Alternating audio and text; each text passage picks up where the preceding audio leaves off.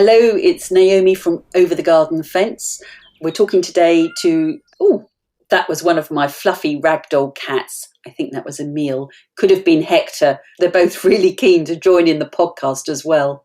We're talking today to Athena from Rebel, a fantastic florist in East London. They're known for their flamboyant and vibrant blooms. They create gorgeous floral designs for weddings, fashion shoots, art projects, corporate clients, and more, no doubt. They also run courses in London and Italy. Yum. So, Athena, how did Rebel get started? Well, Mairead Curtin and I, we're very old friends and used to work together actually in television. She was in press and I was in production. We both had thoroughly enjoyable jobs, but got to the point where we just thought, not sure what to do next. I went on a flower course at Paula Pryke with my mum. Not a career-changing thing, just simply a love of flowers, which my mother absolutely adored. And I discovered that there was a job which meant that you worked in a room full of flowers every day, which struck me as being the ultimate, really. Yeah. It didn't occur to me at all that I would suddenly become a florist, not remotely. But it was always, I guess, after that in the back of my mind. And so, one evening, sitting over a glass of wine, Mairead and I were looking at a bouquet of flowers that her partner had sent her, and both thought, maybe we could do that. That doesn't look that difficult. Turns out it's not that easy. But that was the start of it. And so a couple of years later, we embarked on a little company that grew and grew. And so here we are, and we've got a shop and flower courses and a flower school in Tuscany, and it's all, well, up until very recently, great.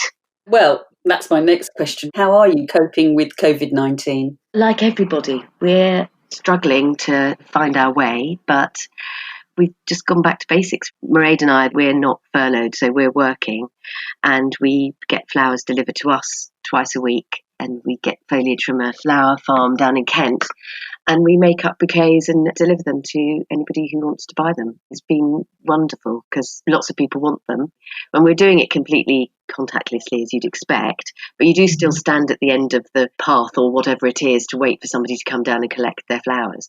So you do see them, and people are overjoyed. I feel like that. I'm working as a gardener and with all my community doing gardening projects, and people are so appreciative of all those sorts of things at the moment, aren't they? Absolutely. Well, so am I. If I can take a few stems home with me and have them on my kitchen table, I'm absolutely thrilled. Where do your flowers come from? Well, mostly at the moment, they are coming through a supplier of ours. The flower market is closed, but he's able to get flowers delivered to him from Holland, and then he delivers to us. So we have to order ahead a couple of days in advance, which is quite difficult because obviously we have no idea how many people are going to want flowers. That's not particularly different from obviously having a shop. We also have to do the same thing, but we're being very precise about the sorts of flowers that we're offering. So we just have one bouquet at different price points for people to buy. We got in a whole load of Odile peonies this morning. They're beautiful, absolutely beautiful. And have you found that all the flowers that you're buying are generally used and sent out? Yes, absolutely we are. In fact, we run out quite frequently, which is the better way around, really. Also, I hear that you're running online workshops and competitions during lockdown. We are. You've got lots of florists sitting at home with nothing to do. And so a few of them, we've taken some flowers round to them. Kate last week showed you how to make a wedding bouquet, a tablescape, dressing a table with flowers for dinner. And we also had Claire showing you how to make a buttonhole. So we've done all those. And we're also running a competition every week where you can win a prize of a bouquet of flowers or what we call a florist's companion, so special Rebel Japanese scissors. But it's a photography competition, basically. Just thinking about the fact that at this time of year, as you walk around, particularly because there isn't such traffic on the roads and planes in the air, you can concentrate a bit more on your surroundings. This week, we asked people to take photographs of cow parsley, and oh my God, the photographs were incredible. The winner was the photo of a little girl walking along a path with cow parsley. It must be 6 foot tall on either side of her. It's absolutely beautiful. Well, I think it's a good time to announce that we've hooked up with you for an exciting competition for this year's virtual Chelsea Fringe. Last year we had a dog show and it was a huge success. And one of the categories we had in our dog show was a dog with the best floral headdress. It was hilarious. It was brilliant. We got some great entries, but obviously this year we can't do a get together in the street like that. So instead we're having a floral headdress competition. And it's not only for dogs. Athena, can you tell us a little bit more about it, please? Well, Flower crowns are something we absolutely specialise in and love doing, and they can be absolutely anything. And we have done flower crowns for dogs for weddings in the past.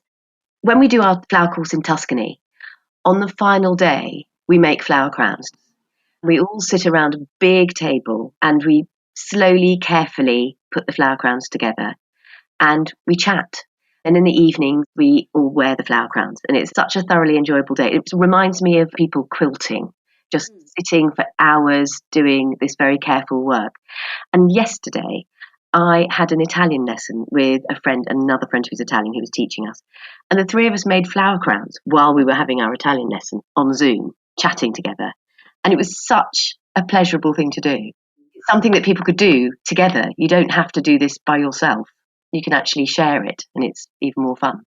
Well, this exciting competition is for dogs, cats, and any inanimate object. So we're talking a saucepan to a garden sculpture, and over to Athena to tell us more about it.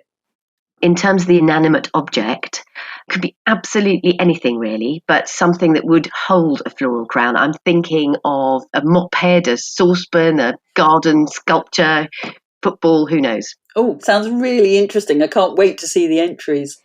So we're going to have our colleague Georgina. She has a wonderful dog called Nettle, and she is going to show you how to make a flower crown for a dog.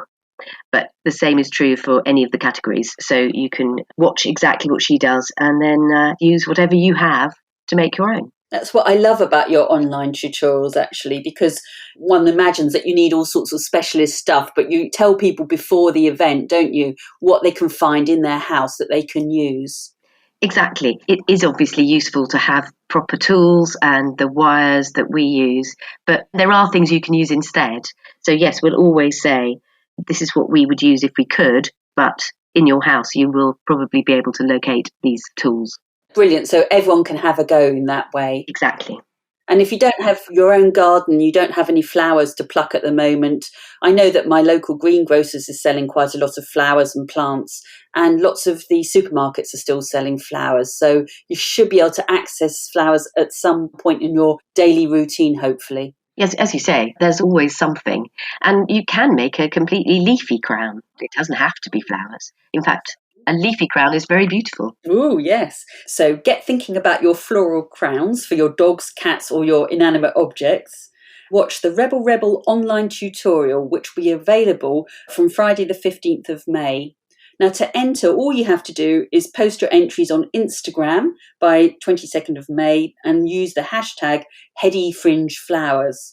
And then on Friday, the 29th of May, the winner will be announced and they'll receive a copy of my book, Veg Street, and a much sought after Rebel bouquet. Well, that's all this week from Over the Garden Fence, but it's been really lovely talking to you, Athena. I'm off to go and plant some sweet peas.